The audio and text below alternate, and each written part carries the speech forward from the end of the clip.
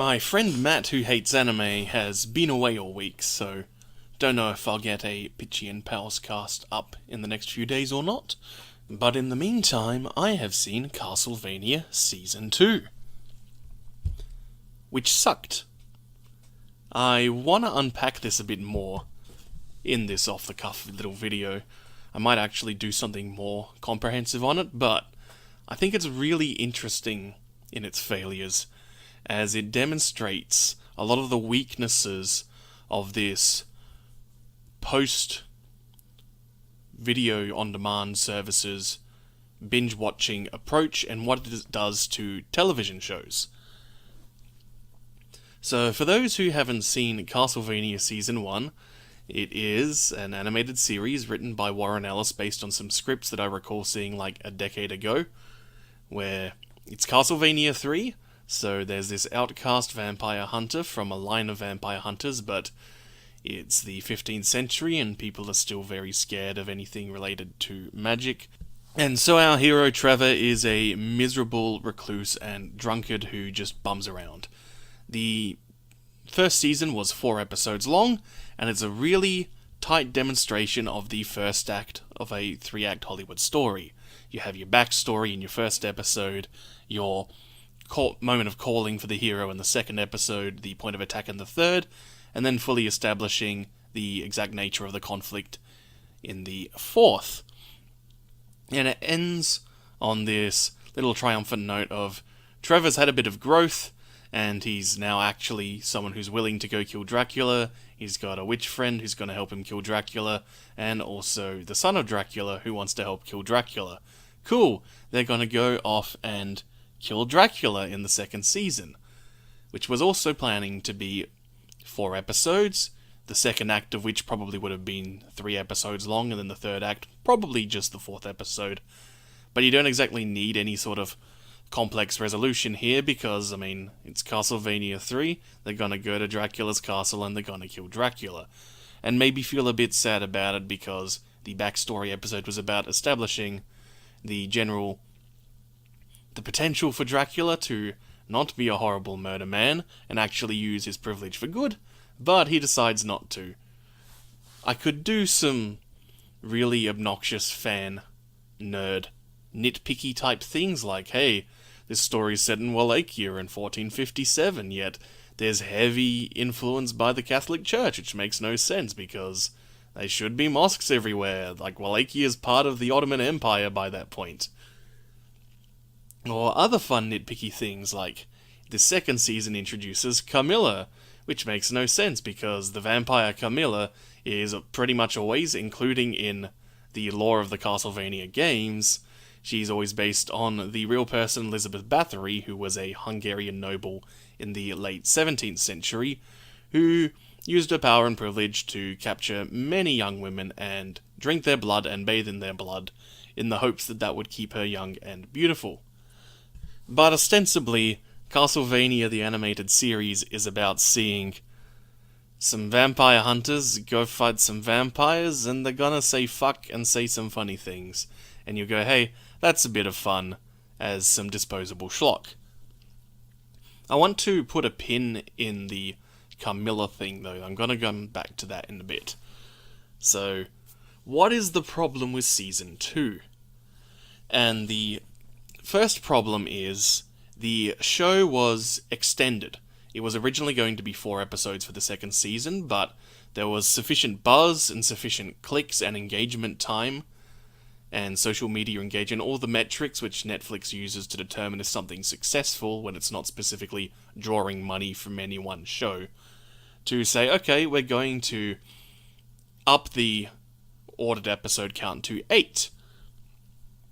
Which sometimes happens. It's particularly kinda rare to have this happen in animated series. The main example I can think of as a comparison would be the original Macross, which got like a 12-episode extension, and in that case what happened was they made several extra clip shows just to fill in time, because that's something that's going to be, if you've worked out a story beforehand, suddenly you've got to find ways to fill in some time if you've already got a plan that you're going to stick to. So Macross made a bunch of clip shows, one of which is quite memorable because it's framed as this fever dream by the protagonist Hikaru while he's in hospital after getting injured.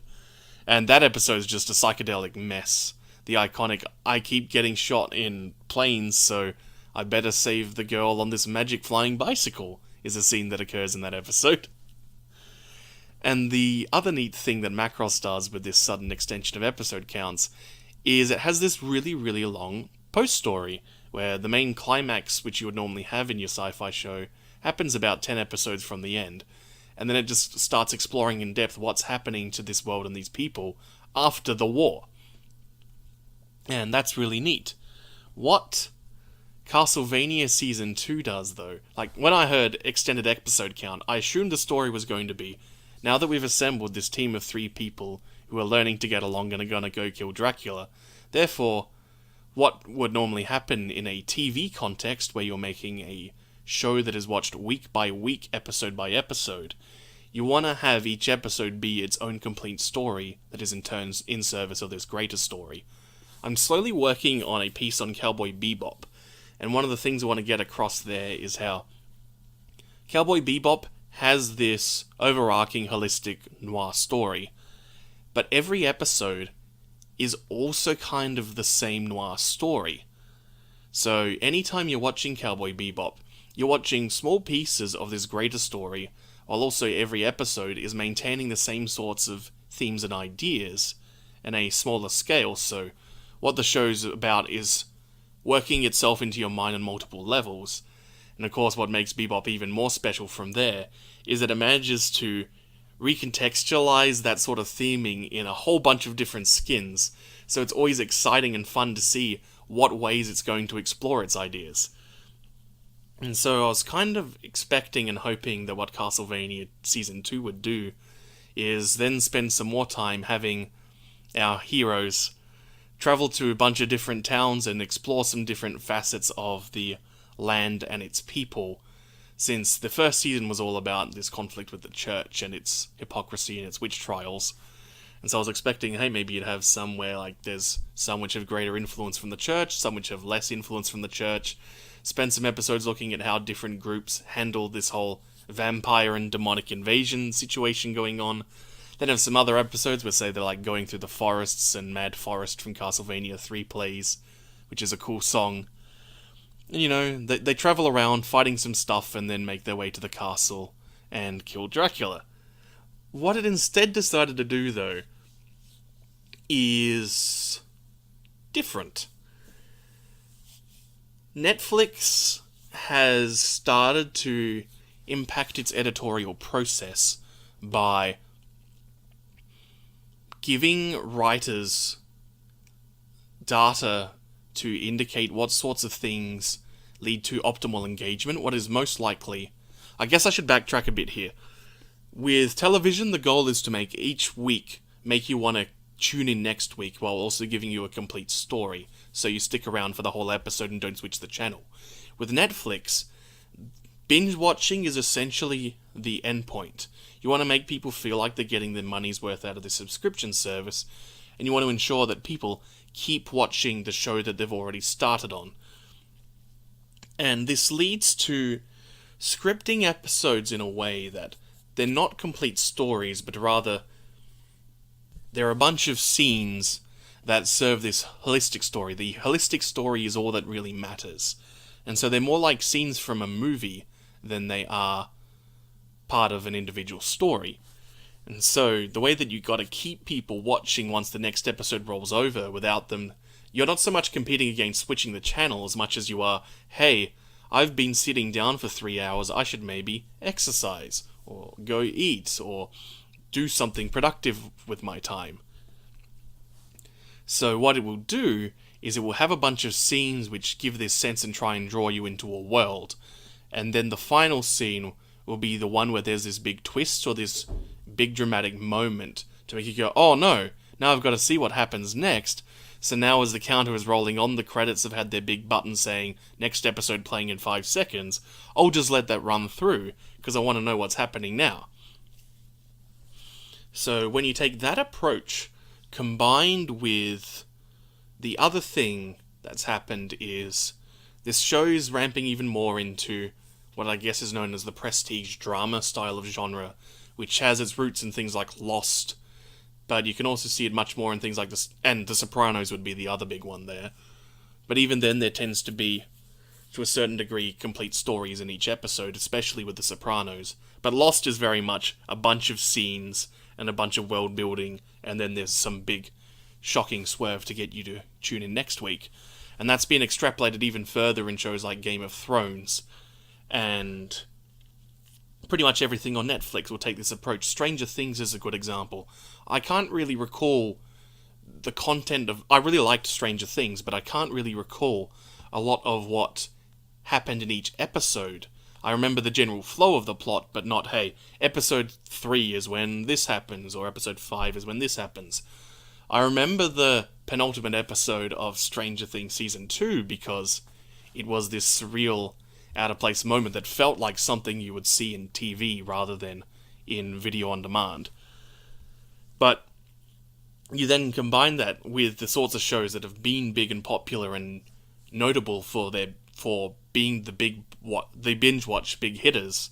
Stranger Things is a good example, but things like Game of Thrones have this approach. And when you combine that with the things that people remember Game of Thrones for, it's the politics. And so, faced with this, rather than making a bunch of extra episodes of them going around fighting some vampires and solving some problems, the show decides to expand the lore of Dracula's castle and the people that Dracula interacts with. So suddenly it's now about this interplay of politics in vampire circles, as well as some humans who worship Dracula, who have been convinced to help him in his quest to commit genocide. And that would be kind of cool to, expand things and get you a bit involved, but it winds up completely overtaking the runtime of the series. So really, there's probably about 3 episodes, if that, of time spent with Trevor Belmont, Cypher Belnades, and Alucard, and about 5 of them is dedicated to these horrible people who are planning to commit genocide, and sometimes on screen just flat out murder lots of civilians. The most egregious moment is that one episode ends with the Viking vampire of these people getting bored. Basically, he gets bored, and so he just goes out and raids a village, and it just shows a village getting slaughtered by vampires. And that scene very much has the Goblin Slayer problem, where it's not really serving any sort of narrative or thematic purpose. It's just, we want you to keep watching, so we'll give you this horrifying moment of, oh no, vampires are murdering these people, and we're hearing lots of pained, miserable screaming and lots of lingering shots of people being dismembered. Which kinda sucks. It was always violent schlock, but in Season 1 it's in service of providing impetus for our protagonist to make you go, oh man, there's this bad thing happening, I really want Trevor to stop moping about and insulting everyone, and do something to stop this vampire problem, because no one else is doing so. But here it's just, here's a scene where some vampires are bored, so they murder a bunch of people, and then from memory, the very next scene, possibly, or at the very least, 4 scenes away, is the vampire leading that raid, just getting killed by one of Dracula's most devoted followers, without having really achieved anything in the entire time that he spent in 4 episodes worth of content of him being around being a thing. And a lot of this world building leads to this. There's this subplot of Carmilla planning to have this big betrayal of Dracula, which doesn't go anywhere. It just winds up being sequel bait, because Dracula still gets killed at the end of this season, and it decides, though, since we've not actually really spent time enjoying the company of these characters that we were starting to like at the end of Season 1, we better give them some new villains to kill, so we could maybe get a Season 3, which is actually about Trevor, Cypher, and Alucard. That would be neat. And the biggest problem with all this faffing about... Oh, perhaps the other good point of this faffing about is second season opens with this long sequence of Lisa, Dracula's late wife, reminding you that she was doing some science and then the church killed her for it. And that's the sort of scene which works when you're making television on broadcast television week by week with long gaps between seasons, because then new people are jumping onto the show and you need to remind people what the stakes are and the context. So that sort of scene is fine there, but in a Netflix context, not only can you just watch these first 4 episodes immediately before watching season 2, there's also an automated recap that will play, reminding you of everything that happened and what the stakes are right before the episode starts. So it's doing this just to fill in time. And it also, again, has the same problem that the village murder scene has, where it's focusing on none of the interesting parts of why you would care. Part of what made the first episode of season 1 work is that the first 8 minutes is just Lisa and Dracula basically flirting with each other and sharing witticisms, and so you go, hey, these two have some chemistry. Now that she's been murdered by the church, I can understand why Dracula's pretty mad about that. But here it's just, we're just reminding you of the misery and the murder, and without any of the charisma that will get you to care. The other big thing that is a problem with spending so much time on the politics of Dracula's castle is it's not very good politics. There's this whole group of vampires that are seen in the background muttering and murmuring and making their plans, but you have no idea what any of their plans are, they're just kind of there. It's entirely Camilla and the Viking trying to convince the humans Dracula likes and has appointed as his generals to side with her instead of him. That's it. There's not this sprawling series of machinations between this vampire society and the some sort of power structure of what the hierarchy is, and then you have these little reminders to remind you that Dracula's in charge because he's got the hardest of the hard power to keep them all in line. You don't get any of that. Dracula sits in his chair and mopes about how his wife is dead, and then everyone else tries to do some plans, and then they're not even really thwarted by Dracula. Camilla's coup fails because she decides to raid a town, and it just so happens to coincide with when Cypher casts a spell to permanently root Dracula's castle to a particular spot, because Dracula's castle can teleport. So they're just pulled out of the plot entirely and just left there to say, hey look, sequel bait. And then Dracula is killed in the second to last episode, and the final episode is one long string of conclusive scenes followed by sequel bait. So there's a scene where Trevor says, hey, Alucard, maybe you could stay alive and use Dracula's knowledge in this castle to help people. And they walk out of the castle and you get this dramatic score hitting its final notes. And you see this bright shining sun. It's a new day and there's new hope for humanity. Followed by a scene where Carmilla and Hector, I think it is, these guys are so uninteresting that I'm having trouble remembering what their names are. Have a scene where they're all, haha, we're gonna do some evil things in the next season, followed by Trevor and Cypher flirting a bit, and sitting on a grassy hill looking out at the sun. It's a bright new shining day and there's hope for humanity. Cut to Isaac in a desert being all, haha, I'm gonna make some zombie minions, and maybe I'll be a villain in the next season, haha. Cut to Trevor and Cypher in a carriage flirting with each other, thinking about the adventures they might have. Shows them moving towards the sun, which is shining. It's a bright new day and there's hope for humanity.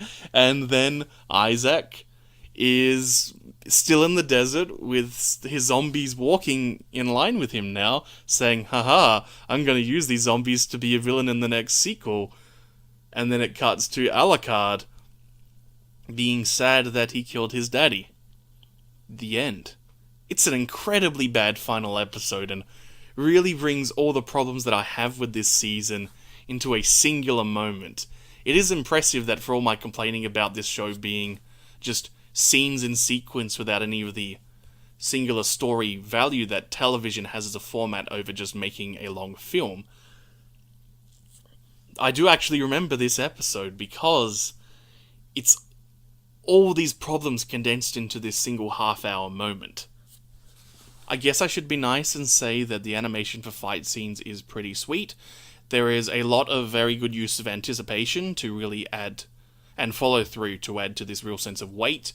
The animators on board for this are very, very good at using smears. So even when the frame rate isn't particularly good, there is still this real sense of motion going on, which is good. The character animation otherwise has very much that problem I've had with things like, say, the Bruce Timm-verse, where faces are very unexpressive, and they're really carried through by the actors being all very good actors, rather than any sort of visual acting in the characters themselves.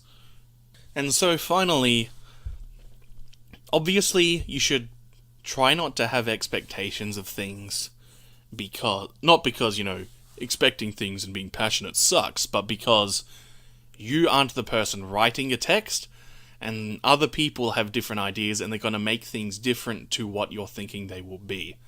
Even if things can be predictable, sometimes people's execution won't be what exactly you want it to be.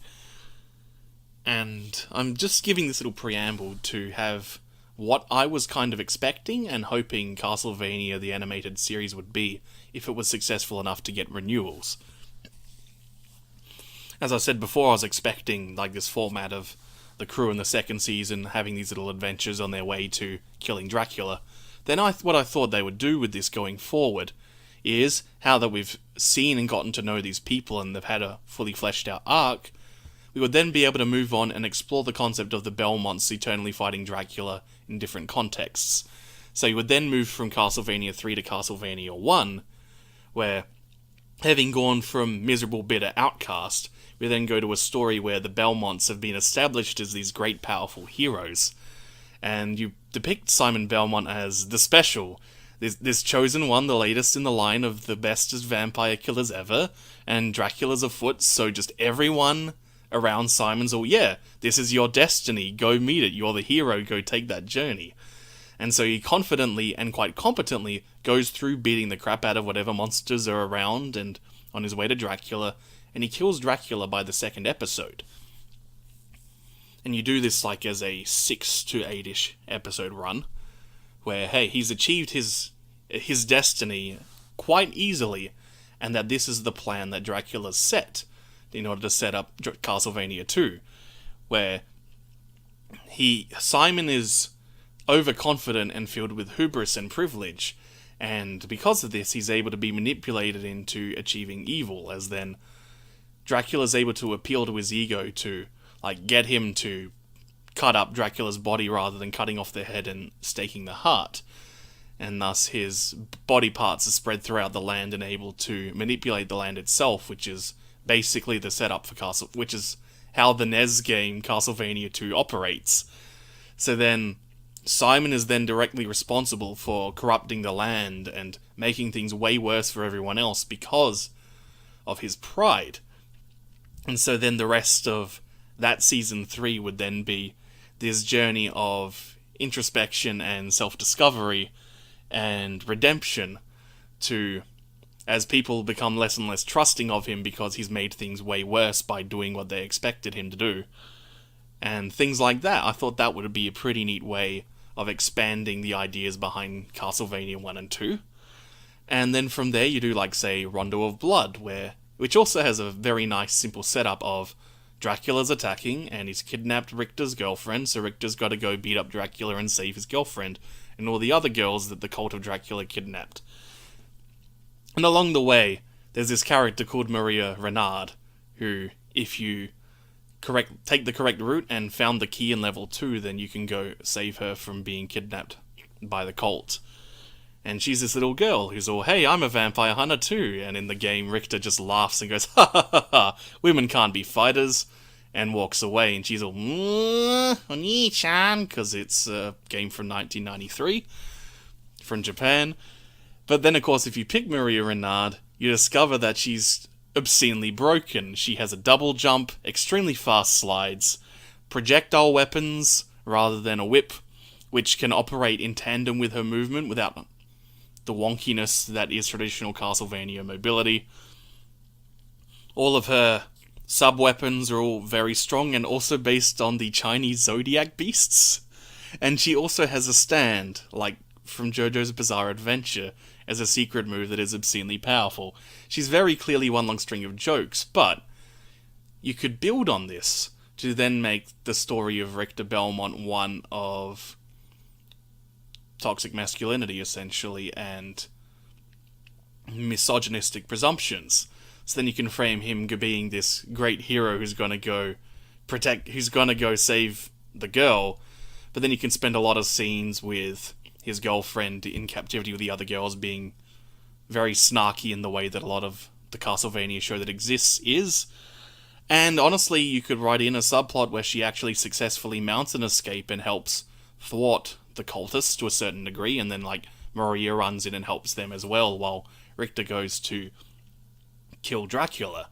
And then you build even further from there with Symphony of the Night, where Richter feels this certain sense of inadequacy because he killed Dracula but didn't do it all on his own.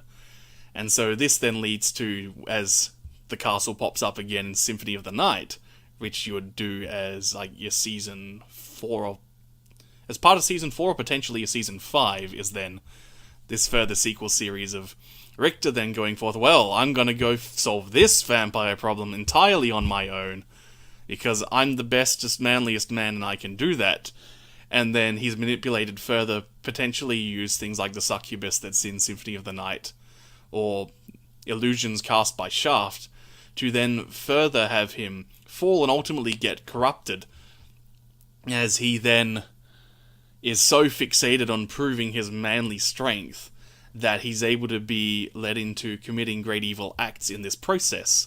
And then you also then have it, of course, in Symphony of the Night, so Alucard goes around the castle, and he gets all flirty with Maria, who's now older, and has a very good AT field in her PSP version's redesign. And we go from there, having a story of Richter learning to respect the women in his life, and Alucard learning to love, and all that fun stuff. And then, like, a season 6, you do, like, Portrait of Ruin or Bloodlines, and you have, vampire hunters punching Nazis. That'd be pretty cool. So that's basically my thoughts on Castlevania Season 2 and the future. And this is a good reminder to not put your trust in anything, because humans will always let you down, just like Dracula learned, and that's why we should kill them all.